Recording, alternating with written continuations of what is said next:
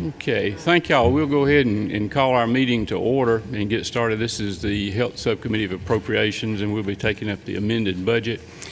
Before I start, I'd like to make just a couple of general comments. First of all, I want to thank the governor for his leadership and the initiatives that he shows in this budget that will improve the health care in our state, I believe. Also, I believe that we're beginning in a much better position with this budget than we have in many years in the past, and that'll, I think, be reflected through here. And we also, what do we got? Can you hear? Is that on? I think it is. Y'all can't hear? They can't hear. I got it, I thought. How about now? Is that better? Worse. They're not responding. Maybe they don't want to hear it. Oh, well. That's this one. This is. Okay, that one's this one. That seems to be working. Okay, we're going to go ahead. I'll talk louder. I want to thank Commissioner Cook and Commissioner Fitzgerald for their help and their staff as we work through this budget, and also our House Budget Office, and especially Margie Coggins, our budget analyst. And now what I'm going to do is go through the tracking sheet here, that just the changes that are different than the governor's recommendation.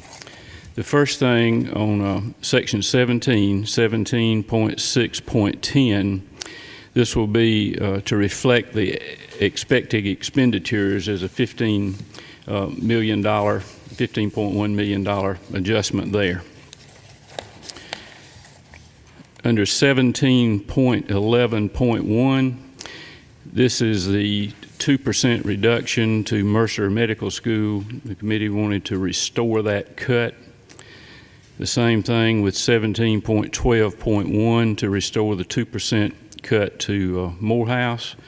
It felt like with the campuses that Mercer had in Macon and Savannah and the number of students they're growing their classes, also with Morehouse they're up to about 230 students now is my understanding.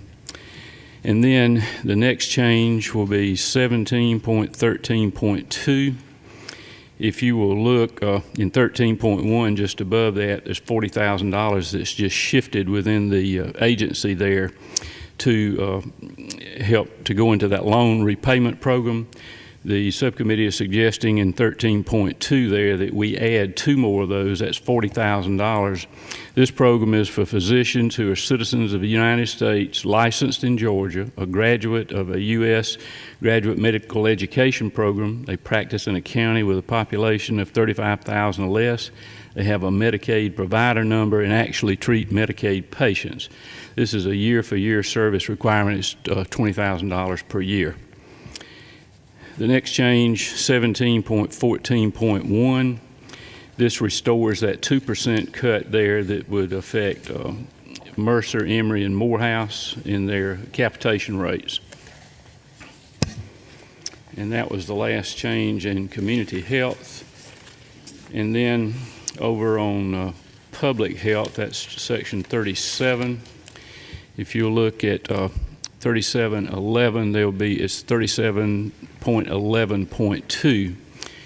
There's an add of $1.2 million. This is to phase in the new grant and aid formula that's been in effect since October, and this amount, that 1.2, would hold all the counties harmless. The new grant and aid formula was implemented in October of 2011. Prior to that, the formula had not been adjusted since 1971. The new formula will be phased in over 7 years, about 15% per year, to $1.26 million. Just for your information, Georgia ranks 8 out of the 9 southeastern states in this total public health funding per capita at $56.71. Only North Carolina has a less total per capita than we do. And that is the last of the recommended changes from the committee. Do we have any questions or discussion? If not, we'll entertain a motion. We have a motion to approve the changes that we have here. Any discussion on that? Then none, we'll vote. All those in favor say aye. Aye. Any opposed? Then the motion passes. Thank you very much.